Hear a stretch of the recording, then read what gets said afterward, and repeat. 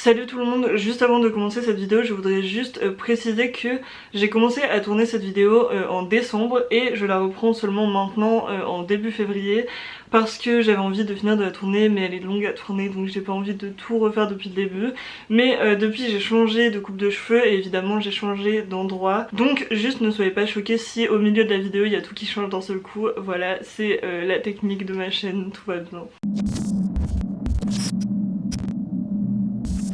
Salut tout le monde, bienvenue dans une toute nouvelle vidéo sur ma chaîne. Je ne vais pas commenter le temps qu'il y a eu entre cette nouvelle vidéo et la dernière vidéo que j'ai sortie, mais en tout cas je suis très contente de me retrouver devant un objectif et de me retrouver pour venir vous parler. Alors si j'ai les doigts rouges dans cette vidéo, ne vous inquiétez pas, je n'ai tué personne, c'est juste que j'ai fait une coloration rouge à une amie et que j'ai pas mis de gants, donc du coup j'ai des traces rouges sur les doigts. C'est pas grave, j'espère que ça vous dérangera pas trop. Aujourd'hui j'ai envie de parler un petit peu de ce concept qu'on a appelé la déconstruction du coup dans les milieux féministes, LGBT, etc. En fait j'avais envie de parler de ce concept parce que c'est un concept qui est quand même assez relayé en fait dans tout ce qui est les milieux militants, mais aussi et surtout en fait tout ce qui va être les informations au sujet des luttes sociales et des mouvements politiques sociaux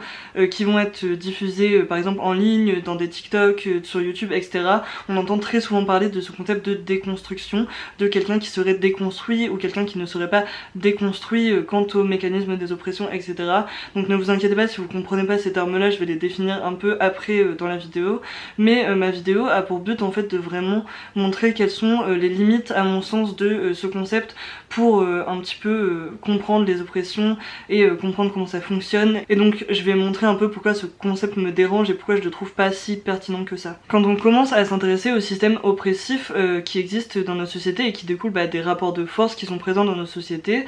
comme tout simplement le sexisme, le racisme, l'homophobie, la transphobie, etc. Je pourrais citer toutes les oppressions qui existent, mais ça n'a pas vraiment d'intérêt de tous les citer. Mais quand on s'intéresse au système d'oppression de manière générale, et bien en général on se rend compte que y a un certain nombre de nos comportements, de nos pensées, notre façon d'agir dans le monde, notre façon de se penser nous-mêmes, ça découle en grande partie quand même de tous ces systèmes oppressifs là, qui nous font intégrer certaines idées à propos de certains groupes sociaux, etc. Qui sont très souvent homophobes, sexistes, racistes, et tous ces biais, ces comportements, ces façons d'agir, elles viennent du fait que l'on évolue quotidiennement dans une société où ces rapports de force sont présents et donc modèlent les individus d'une certaine façon. Et donc en s'intéressant au militantisme, au système d'oppression, etc., on commence à comprendre que nous avons tous des biais qui découlent de ces rapports de force et que ces biais ont des impacts sur d'autres personnes. Face à ce constat, en fait, le milieu militant, il va tout simplement essayer de se dire qu'il est nécessaire que les individus se défassent de ces biais, que tout le monde se détache de ces biais, de ces pensées, de ces façons d'agir envers les personnes marginalisées et les communautés marginalisées. Puisque souvent ce sont des actes et des pensées et des façons d'imaginer certaines communautés marginalisées qui sont très violentes pour ces communautés-là et ces groupes sociaux-là. Et c'est en fait dans cette volonté-là que naît le concept de déconstruction, qui veut en fait que chacun soit responsable de se déconstruire, c'est-à-dire de prendre conscience des biais qu'il a dans ses façons de penser, dans ses façons d'agir, et d'essayer de se défaire de ceci et d'arrêter d'agir de cette façon-là envers les communautés marginalisées et défaire tous les clichés, les façons de penser qu'il peut avoir à l'égard de celles-ci. Si on suit la logique du concept de déconstruction, l'étape ultime de celle-ci, ce serait d'essayer de créer un individu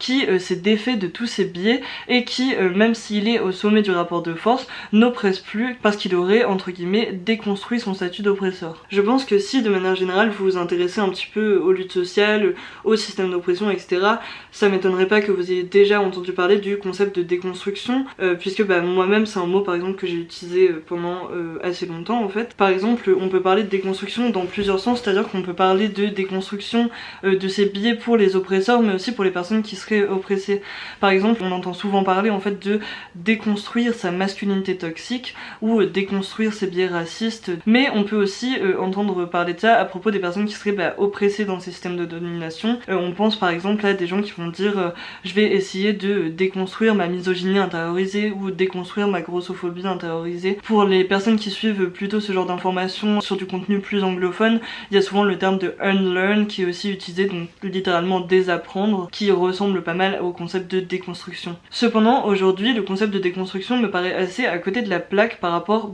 aux objectifs de nos luttes, et je le trouve même dans certains cas contre-productif, et c'est de ça dont j'ai envie de vous parler aujourd'hui.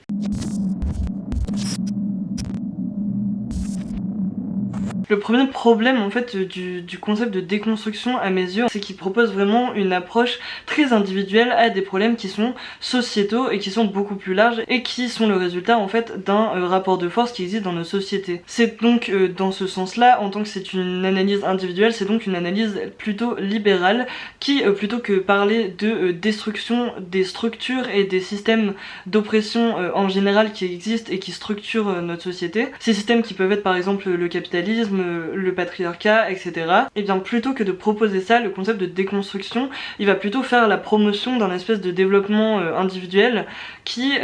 va essayer de nous vendre l'idée d'être un homme déconstruit, l'idée d'avoir une personne blanche qui n'est pas raciste, ou par exemple un bourgeois qui aurait conscience de ses privilèges de classe. Or, les systèmes d'oppression, donc le racisme, le sexisme, etc., se perpétuent à cause d'institutions politiques et sociales qui sont mises en place dans nos sociétés, de structures réellement qui existent dans nos sociétés, qui sont économiques, sociales et politiques, et ce sont des structures qui ont été mises en place et qui sont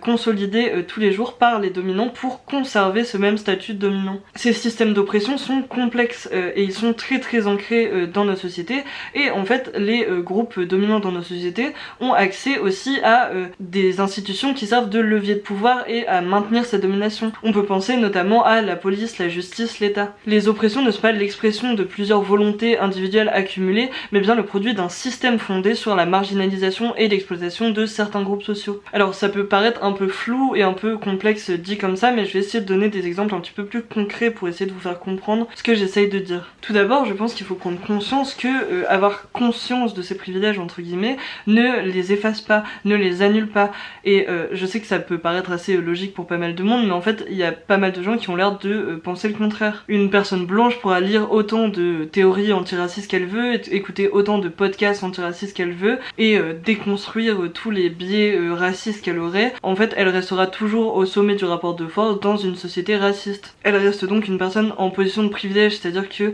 elle restera toujours, par exemple, une personne dont le CV sera pris avant celle d'une personne noire, même si c'est contre sa volonté. Elle restera toujours la personne qui aura beaucoup moins de chances de subir des violences policières quand elle marche dans la rue, etc. Et bien qu'une personne blanche soit consciente ou non de sa position de privilège, eh bien elle bénéficie toujours de cette position. Et donc elle ne peut véritablement pas échapper à ce statut de dominant, même si elle en aurait la volonté, c'est-à-dire la volonté de se déconstruire. Globalement, en fait, on se fout qu'une personne soit déconstruite tant qu'on est dans un système oppressif où cette personne bénéficie de privilèges. En fait, c'est sa position sociale et les leviers de pouvoir auxquels elle peut avoir accès qui rendent cette personne dangereuse et non pas sa bonne volonté ou sa mauvaise volonté. C'est vraiment en fait son accès à des structures et à des institutions et à des groupes qui peuvent lui permettre d'exprimer sa domination et qui peuvent lui permettre de nuire aux personnes marginalisées qui fait d'elle une personne dangereuse. Et donc qu'une personne privilégiée le veuille ou non, elle reste une personne privilégiée, et donc le rapport de force est toujours en sa faveur.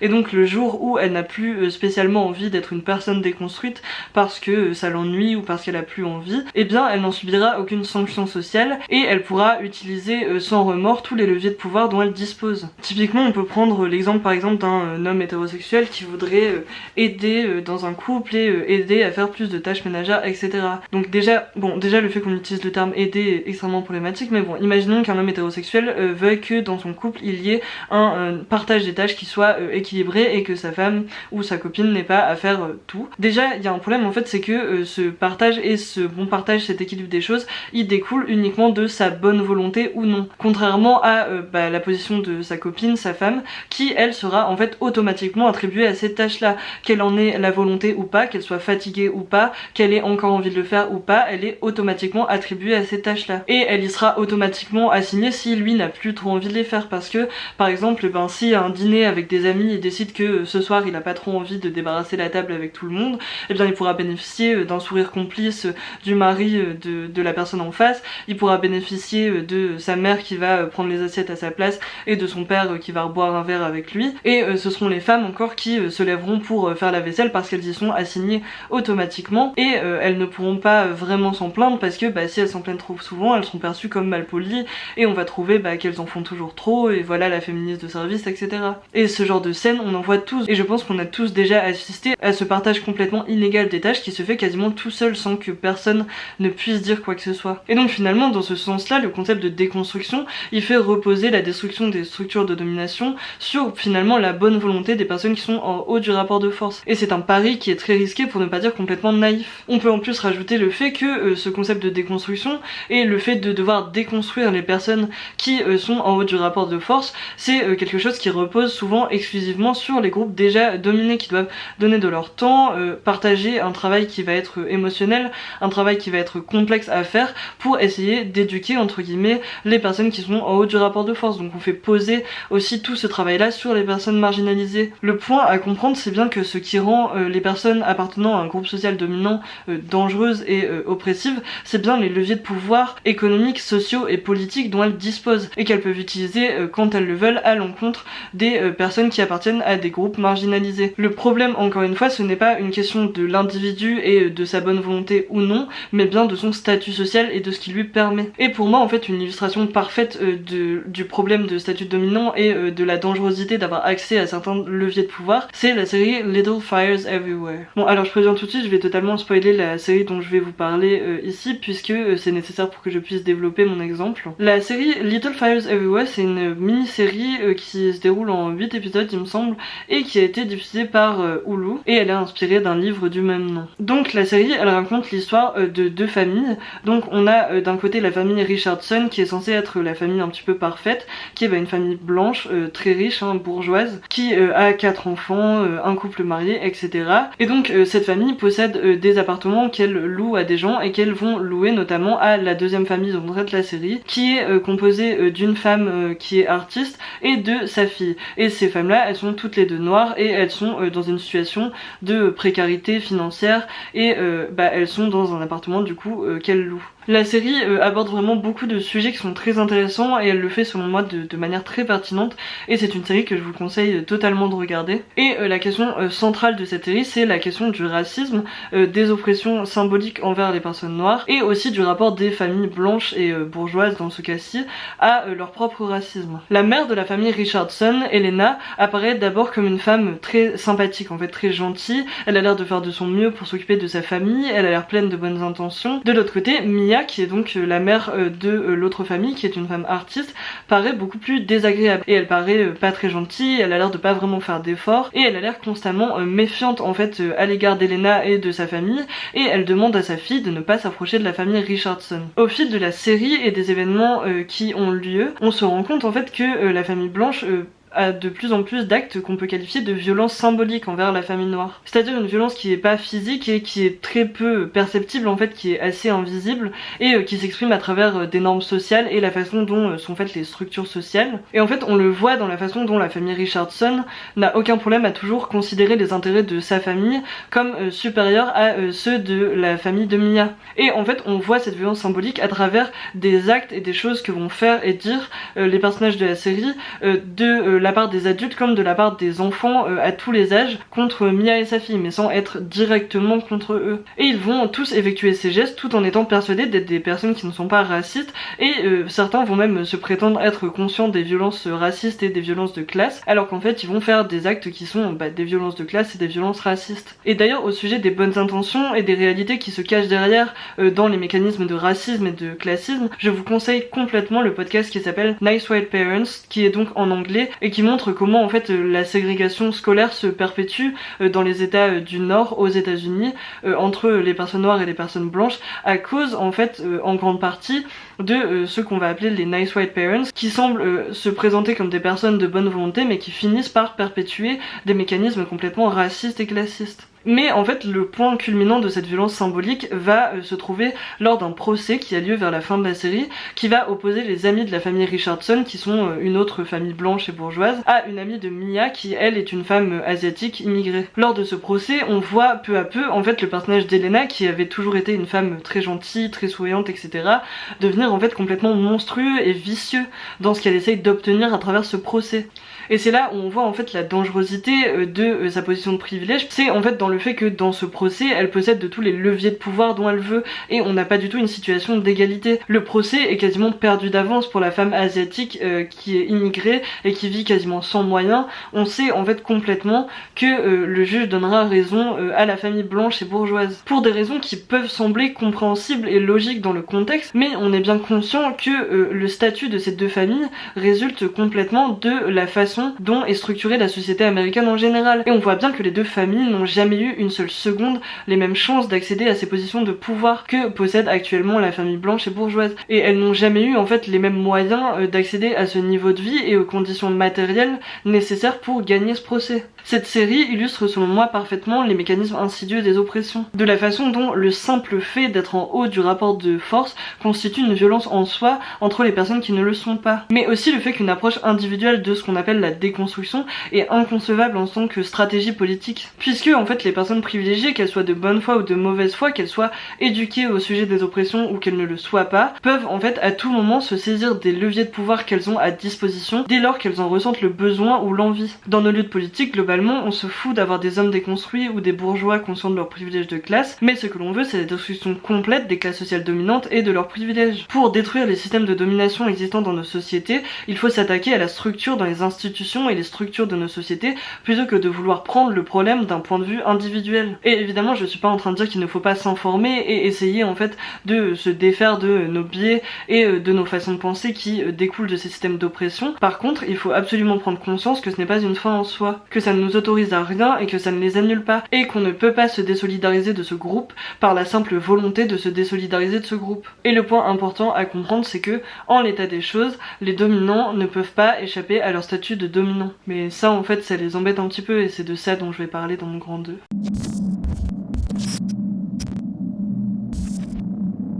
Ce que je trouve en fait relativement flagrant dans les problèmes que pose le concept de déconstruction, c'est en fait à quel point c'est un concept qui est facile à instrumentaliser pour les personnes qui appartiennent à des groupes dominants pour qu'elles se sentent mieux à propos d'elles-mêmes et à propos des choses qu'on reproche à leur groupe social, et c'est même un concept qui peut leur permettre d'en tirer bénéfice. What can I do to help?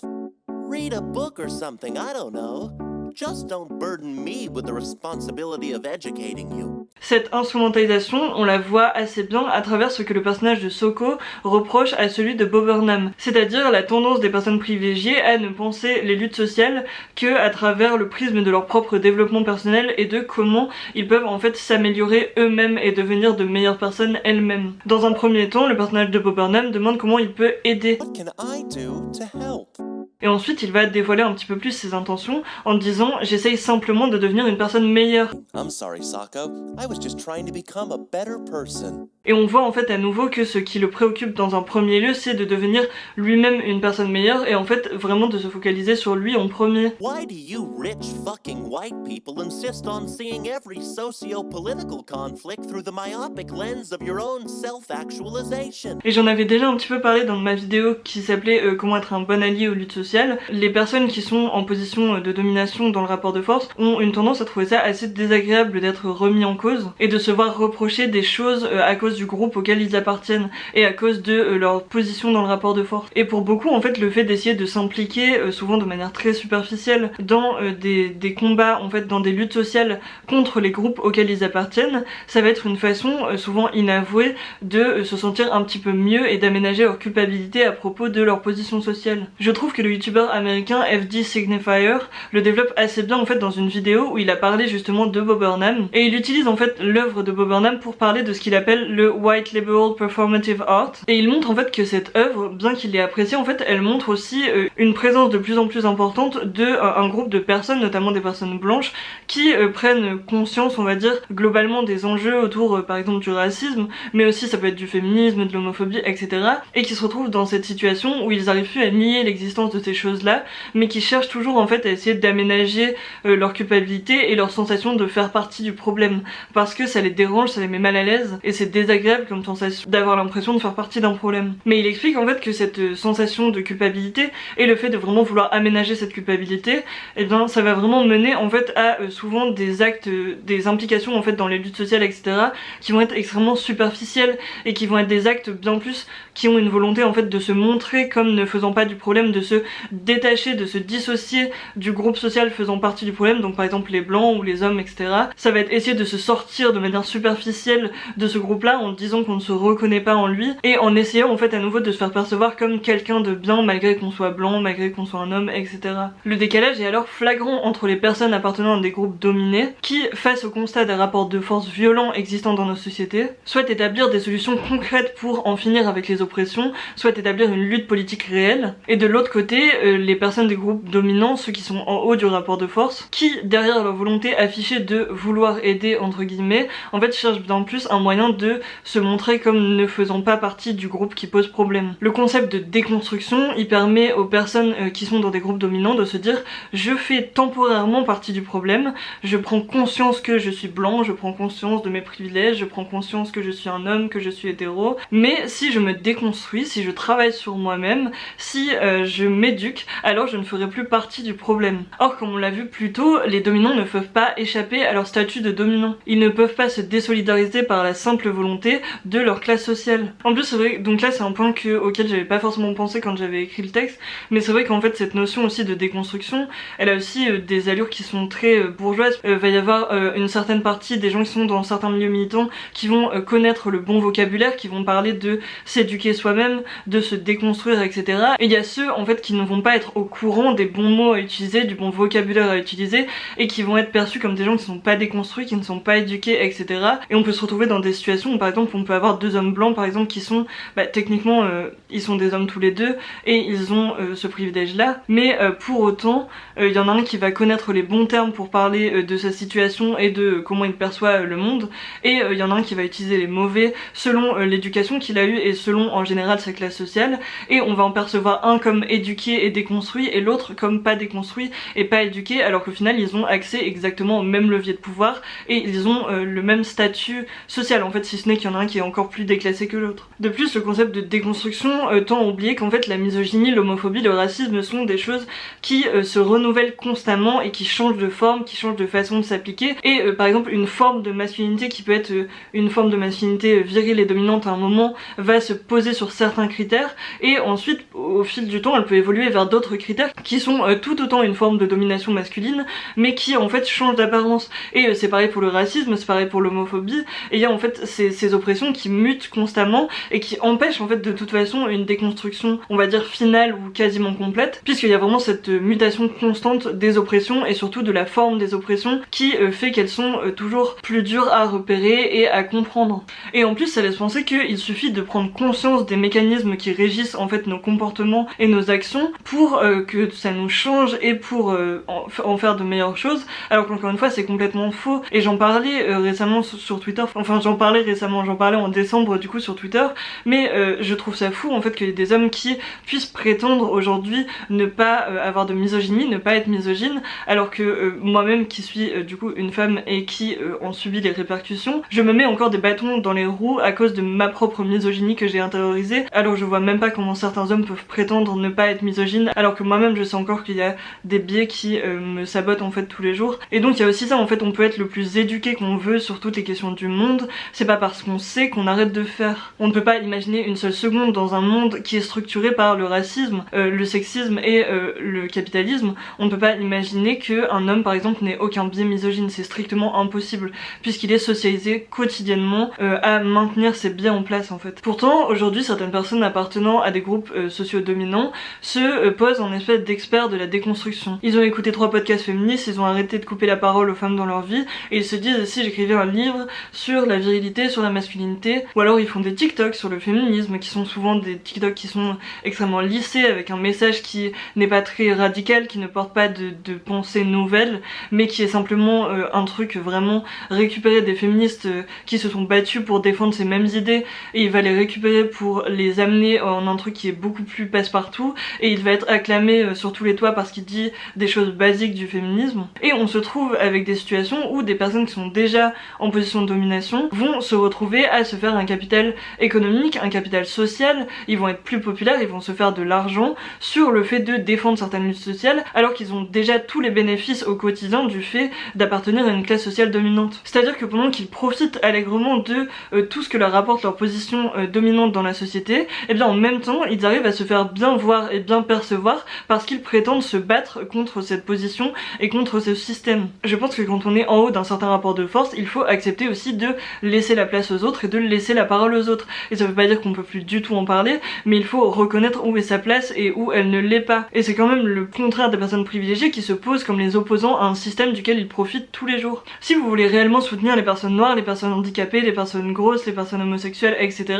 envoyez de l'argent dans leur cagnotte, aidez-les, militez sur le terrain, achetez leur contenu, leurs livres, leur TikTok, allez lire leur blog, enfin intéressez-vous à ce qu'ils font eux au lieu de vouloir vous mettre en scène vous pour porter à leur place leur message. En très clair, arrêtez de penser à votre intérêt personnel et à comment est-ce que vous pouvez gagner une bonne conscience et une bonne image de vous, mais plutôt essayez de penser concrètement à comment aider les luttes sociales qui ont été mises en place, les luttes politiques qui essayent de se mettre en place.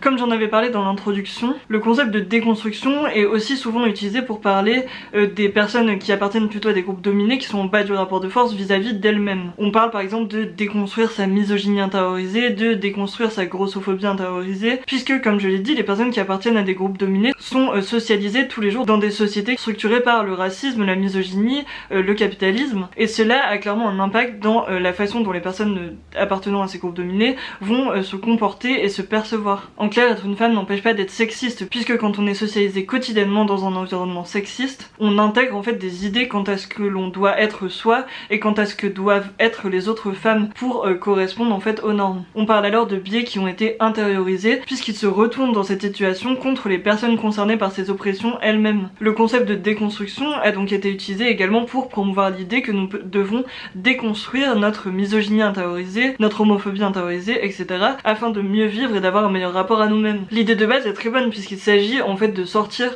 les personnes appartenant à des groupes dominés de ces mécanismes d'auto-sabotage qui peuvent appliquer eux-mêmes sans même s'en apercevoir. Cependant, je trouve que ce concept basé sur l'approche individuelle est encore une fois très insuffisant. Les personnes qui subissent des oppressions sont impactées par celles-ci jusqu'à dans leur perception du monde, leur perception d'eux-mêmes, leurs idées et leur façon d'agir. Les oppressions et les violences qu'elles impliquent peuvent amener les personnes qui appartiennent à des groupes sociaux dominés à subir par exemple beaucoup plus de maladies mentales que les autres. On peut compter davantage de dépression, d'anxiété, de troubles du comportement alimentaire, etc. Des traumatismes suite à des violences subies, pour essayer de limiter ces dommages qui sont créés sur les personnes qui appartiennent à des groupes marginalisés. On a alors pensé le concept de déconstruction dans une démarche positive pour aider en fait les personnes qui sont marginalisées à prendre conscience que énormément des choses qu'elles pensent d'eux-mêmes, énormément des façons dont elles se perçoivent ne sont pas des choses naturelles mais sont dues en fait à la façon dont nos sociétés sont structurées et qu'elles sont donc les conséquences d'un système. Par exemple, pour une personne grosse, déconstruire sa grossophobie entre guillemets impliquerait de comprendre le rejet qu'elle subit, les moqueries et le regard critique, très critique qu'elle peut porter sur son corps,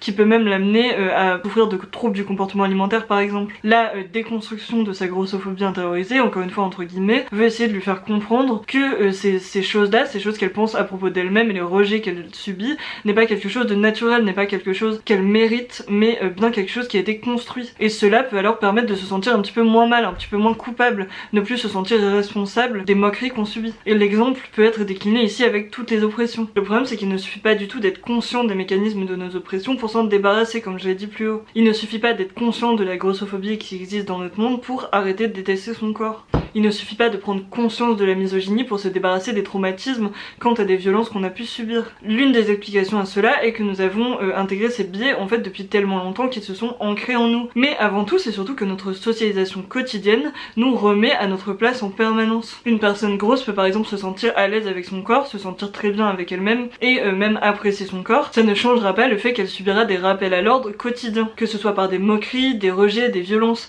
et peu importe à quel point elle s'accepte elle ou pas, pas, ça ne change pas la façon dont le monde extérieur la traite. La façon dont le monde extérieur la traite, c'est comme une espèce de forme de sanction sociale pour ne pas rentrer dans les normes dans lesquelles elle est censée rentrer. L'acceptation de soi est alors un chemin parsemé lourdement d'embûches, si ce n'est quasiment impossible à accomplir. La seule solution que nous proposent des systèmes oppressifs, c'est de se plier ou de disparaître. De la même façon, par exemple, une femme qui ne s'épile pas peut être consciente que l'aversion envers les poils des femmes est ancrée en fait dans des biais misogynes. Elle peut se sentir très belle quand elle se regarde dans le miroir et trouver qu'il n'y a aucun problème avec ça. Et pour autant, quand elle va sortir dans la rue, elle va se sentir honteuse si elles sont des regards, si elles sont des moqueries. Le rapport que nous avons à nous-mêmes, notre état mental et notre état psychologique découle en fait en grande partie de notre position dans le rapport de force, de nos conditions matérielles d'existence et des violences ou des privilèges qui vont avec ces conditions. Alors face à ce constat, réduire ces problèmes à une approche individuelle de il faut apprendre à s'aimer, il faut apprendre à déconstruire ses biais misogynes, ses biais homophobes, ses biais grossophobes, c'est totalement en fait oublier les sanctions sociales auxquelles on ne peut pas échapper quotidiennement et qui ont inévitablement un impact sur notre façon de nous percevoir nous-mêmes, de percevoir les autres et sur notre santé mentale. Honnêtement, je veux pas d'une société où toutes les femmes peuvent lire des livres pour apprendre à s'aimer elles-mêmes. Je veux une société où une femme puisse exister sans qu'on commente constamment son corps, où une personne grosse peut exister sans être rejetée, sans être moquée constamment. L'approche individuelle de la déconstruction de nos biais est au mieux une réponse à court terme face à nos oppressions mais ne permettra jamais la libération. Finalement, nous devons prôner l'action collective pour détruire les structures qui nous oppressent plutôt que d'essayer de mettre en avant un espèce de chemin personnel pour essayer de souffrir le moins possible de nos oppressions.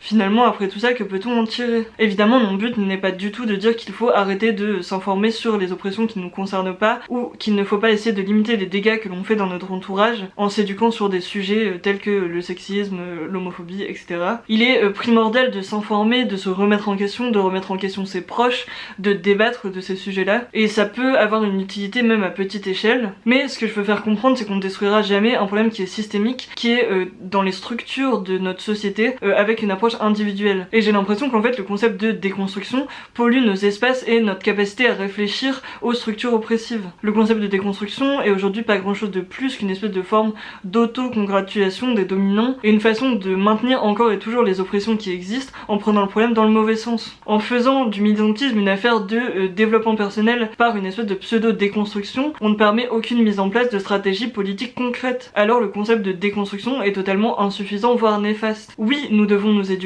mais nous devons surtout et avant tout organiser nos luttes autour de la déconstruction des conditions matérielles de l'exploitation. Ce que je voulais aussi rappeler avec cette vidéo, c'est que nous devons aussi rester constamment en alerte face aux nouveaux termes et aux nouveaux concepts qui fleurissent dans nos milieux, et il est vraiment en fait important de constamment remettre aussi en question les outils par lesquels on pense et les concepts qu'on utilise pour penser le monde, puisqu'ils sont très rapidement récupérés et instrumentalisés d'une façon qui est finalement contraire à nos luttes. Globalement, s'il faut retenir quelque chose de cette vidéo, c'est que les luttes sociales sont des luttes politiques et qu'elles n'ont aucun intérêt à aménager les égos des personnes appartenant à des groupes dominants. C'est absolument normal de se sentir mal à l'aise face aux atrocités qui sont produites par le racisme en tant que blanc, par le sexisme en tant qu'homme, et c'est normal de se sentir illégitime, coupable, honteux face à ce que notre groupe social produit. C'est vraiment normal que ce sentiment en fait soit désagréable, mais par contre c'est insupportable pour les personnes appartenant à des groupes dominés de voir que ce qui préoccupe le plus les personnes appartenant à des groupes dominants, c'est d'essayer d'aménager cette culpabilité